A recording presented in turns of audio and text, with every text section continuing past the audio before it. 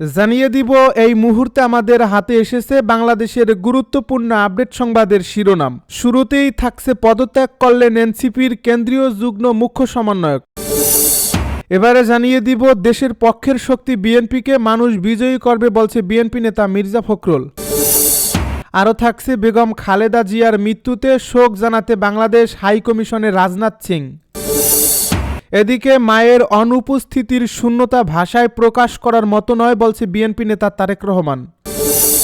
সব শেষে জানিয়ে দিব ডিমলায় আনসার ক্যাম্পে ভয়াবহ হামলা করে গুলি ছিনতাই ও ভাঙচুর। এতক্ষণ শুনছিলেন হাতে থাকা আপডেট সংবাদের শিরোনাম, এবারে বিস্তারিত। তবে তার আগে অনুরোধ রইল ভিডিওটিতে একটি লাইক এবং কমেন্ট করে জানিয়ে দিন ভিডিও সম্পর্কে আপনার মূল্যবান মতামত।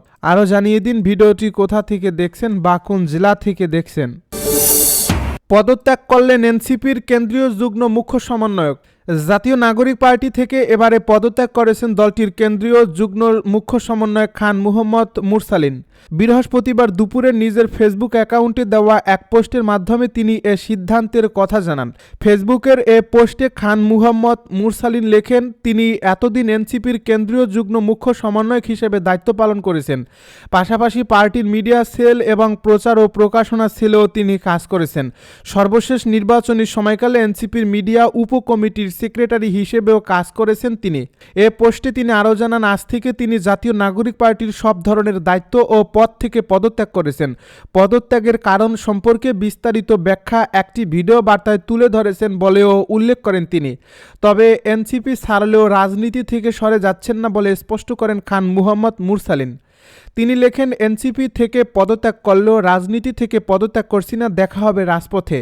উল্লেখ্য, সাম্প্রতিক সময়ে জাতীয় নাগরিক পার্টি থেকে অত্যন্ত 9 জন নেতার পদত্যাগের খবর পাওয়া গেছে, যা রাজনৈতিক অঙ্গনে আলোচনার জন্ম দিয়েছে। দেশের পক্ষের শক্তি বিএনপিকে মানুষ বিজয়ী করবে বলছে মির্জা ফখরুল। বিএনপির মহাসচিব মির্জা ফখরুল ইসলাম আলমগীর বলেছেন, দেশের মানুষ দেশের পক্ষের শক্তি বিএনপিকে বিজয়ী করবে বলে আমি মনে করি। বৃহস্পতিবার দুপুরে গুলশানে দলের চেয়ারপারসনের কার্যালয়ে সাংবাদিকদের কাছে এসব কথা বলেন বিএনপি মহাসচিব। এর আগে সারসিনা দরবার শরীফের পীর সাহেব হজরত শাহ মোহাম্মদ মোহেবুল্লাহ চেয়ারপারসন কার্যালয়ে আসেন। তিনি বলেন, দেশ, মাটি ও মানুষের প্রতি বেগম খালেদা জিয়ার ভালোবাসাই দেশের মানুষকে আলোড়িত করেছে। দেশের ক্রান্তিকালে তার চলে যাওয়ার মানুষ মর্মাহত হয়েছে। বিএনপি নেতা মির্জা ফখরুল বলেন, ম্যাডামের চলে যাওয়ার মধ্যে দিয়ে মানুষের মধ্যে যে ভালোবাসা তৈরি হয়েছে, মানুষের মধ্যে যে আবেগ কাজ করছে, সেই আবেগ নিঃসন্দেহে বিএনপিকে আরও শক্তিশালী করবে। পীর সাহেবের সঙ্গে সাক্ষাৎ প্রসঙ্গে বিএনপি নেতা মির্জা ফখরুল বলেন, শহীদ রাষ্ট্রপতি জিয়াউর রহমান জাতীয়তাবাদের যে দর্শন দিয়ে গিয়েছিলেন, দেশনেত্রী বেগম খালেদা জিয়া সেই পতাকাকে উপরে তুলে ধরেছিলেন। পীর সাহেবের সঙ্গে সাক্ষাৎ প্রসঙ্গে বিএনপি নেতা মির্জা ফখরুল বলেন, শহীদ রাষ্ট্রপতি জিয়াউর রহমান জাতীয়তাবাদের যে দর্শন দিয়ে গিয়েছিলেন, দেশনেত্রী বেগম খালেদা জিয়া সেই পতাকাকে উপরে তুলে ধরেছিলেন। একইভাবে তারেক রহমান সাহেবও সেই পতাকা নিয়ে জনগণকে সঙ্গে নিয়ে কাজ করবেন এবং গণতন্ত্রকে প্রতিষ্ঠা করবেন, এটাই মানুষের প্রত্যাশা। বেগম খালেদা জিয়ার মৃত্যুতে শোক জানাতে বাংলাদেশে হাইকমিশনে রাজনাথ সিং। বাংলাদেশের সাবেক প্রধানমন্ত্রী ও বিএনপি চেয়ারপারসন বেগম খালেদা জিয়ার মৃত্যুতে নয়াদিল্লিতে অবস্থিত বাংলাদেশ হাইকমিশনে গিয়ে গভীর শোক প্রকাশ করেছেন ভারতের প্রতিরক্ষা মন্ত্রী রাজনাথ সিং।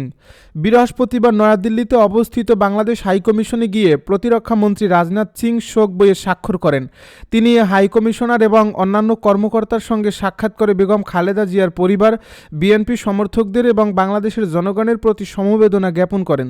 এ সময় তিনি শোক বইয়ে লেখেন, ভারতের সঙ্গে বাংলাদেশের সম্পর্ক জোরদারে গুরুত্বপূর্ণ অবদান রেখে গেছেন সাবেক প্রধানমন্ত্রী বেগম খালেদা জিয়া। তার এই উল্লেখযোগ্য অবদান সবসময় স্মরণ করা হবে। বেগম খালেদা জিয়ার প্রতি শেষ শ্রদ্ধা জানিয়ে এই বার্তা দিয়েছেন রাজনাথ সিং। এর আগে বাংলাদেশ মিশনে পৌঁছালে দিল্লিতে বাংলাদেশের হাইকমিশনার এম রিয়াজ হামিদুল্লাহ তাকে স্বাগত জানান। এ নিয়ে দুবার ভারতের প্রতিরক্ষা মন্ত্রী রাজনাথ সিং দিল্লির বাংলাদেশ হাইকমিশনে গেলেন। এর আগে তিনি 2021 সালের 22 নভেম্বর বাংলাদেশ সশস্ত্র বাহিনী দিবসের অনুষ্ঠানে প্রধান অতিথি হিসাবে দিল্লির মিশনে গিয়েছিলেন। উল্লেখ্য, বাংলাদেশের প্রথম নারী প্রধানমন্ত্রী বেগম খালেদা জিয়ার জানাজায় অংশ নিতে গতকাল বুধবার ঢাকায় আসেন ভারত, পাকিস্তান সহ পার্শ্ববর্তী দেশের উচ্চ পর্যায়ের প্রতিনিধিরা। দুপুর 1:30টার দিকে বিএনপির ভারপ্রাপ্ত চেয়ারম্যান তারেক রহমানের সঙ্গে দেখা করেছেন ভারতের পররাষ্ট্রমন্ত্রী এস জয়শঙ্কর। এ সময় তিনি ভারতের শোক বার্তা তারেক রহমানের কাছে হস্তান্তর করেন। গতকাল বেলা 11:30টার দিকে এস জয়শঙ্কর ভারতীয় বিমান বাহিনীর বিশেষ একটি ফ্লাইটে ঢাকায় এসে পৌঁছান। মায়ের অনুপস্থিতির শূন্যতা ভাষায় প্রকাশ করার মতো নয় বলছে বিএনপি নেতা তারেক রহমান।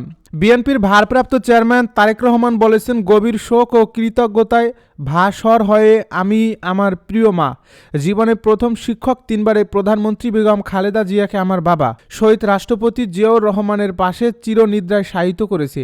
তার অনুপস্থিতির শূন্যতা ভাষায় প্রকাশ করার মতো নয়। তবুও এই কঠিন মুহূর্তে দেশের মানুষের অভূতপূর্ব উপস্থিতি আমাকে একাকিত্বে ভুগতে দেয়নি। বৃহস্পতিবার সামাজিক যোগাযোগ মাধ্যম ফেসবুকে দেওয়া এক পোস্টে তিনি একথা বলেন। তারেক রহমান বলেন, অগণিত নেতাকর্মী, শুভাকাঙ্ক্ষী পরিবার ও দেশবাসীর ভালোবাসা গভীরভাবে আবেগ আপ্লুত।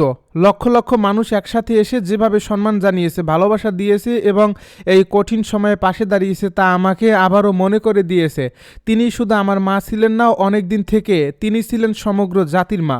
দক্ষিণ এশিয়ার বিভিন্ন দেশের শীর্ষ প্রতিনিধি, বিশ্ব কূটনৈতিক এবং উন্নয়ন সহযোগীরা সশরীরে উপস্থিত থেকে শ্রদ্ধা জানান উল্লেখ করে তারেক রহমান বলেন, এবং আমি গভীরভাবে কৃতজ্ঞ। যেসব দেশ সমবেদনা প্রকাশ করেছে তাদের প্রতিও আমি আন্তরিক ধন্যবাদ জ্ঞাপন করছি।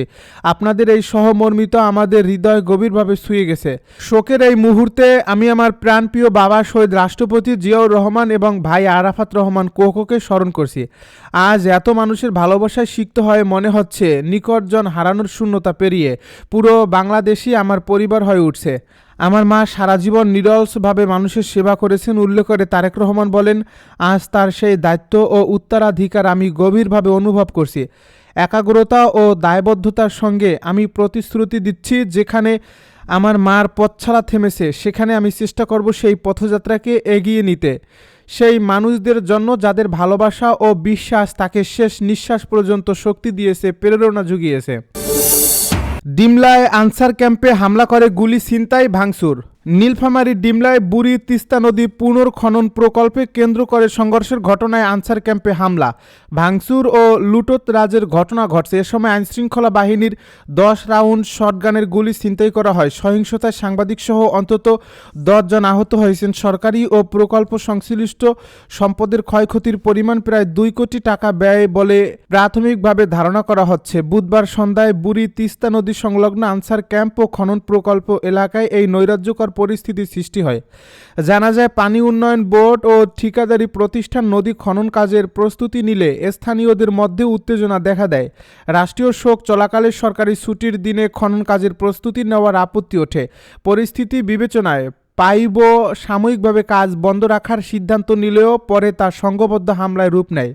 প্রত্যক্ষদর্শীরা জানান, সন্ধ্যার দিকে আলিম নামে এক ব্যক্তি মাইকিং করে লোকজন জড়ো করেন। অল্প সময়ের মধ্যে হাজারেরও বেশি মানুষ সংঘবদ্ধ হয়ে আনসার ক্যাম্পে হামলা চালায়। আনসার সদস্য এনামুল হক জানান, হামলাকারীরা ক্যাম্পে থাকার কক্ষ, অফিস ও আসবাবপত্র ভাঙচুর করে। পাশাপাশি ক্যাম্পে সংরক্ষিত রেশন সামগ্রী, আনসার সদস্যদের পোশাক ও ব্যক্তিগত মালামাল লুট করে নেয়। এ সময় আনসার সদস্যদের ব্যবহৃত 10 রাউন্ড শটগানের গুলিও ছিনতাই করা হয়। পুলিশ ও পাইব সূত্র জানায়, বুড়ি তিস্তা নদী খনন প্রকল্পে ব্যবহৃত 7টি এক্সকাভেটর ভাঙচুর করে অচল করে দেওয়া হয়েছে। ঘটনার ছবি ও ভিডিও সংগ্রহ করতে গিয়ে কয়েকজন হামলার শিকার হন। আহতদের মধ্যে আনসার সদস্য, সাংবাদিক, ঠিকাদারি প্রতিষ্ঠানের প্রতিনিধি ও স্থানীয় বাসিন্দারাও রয়েছেন।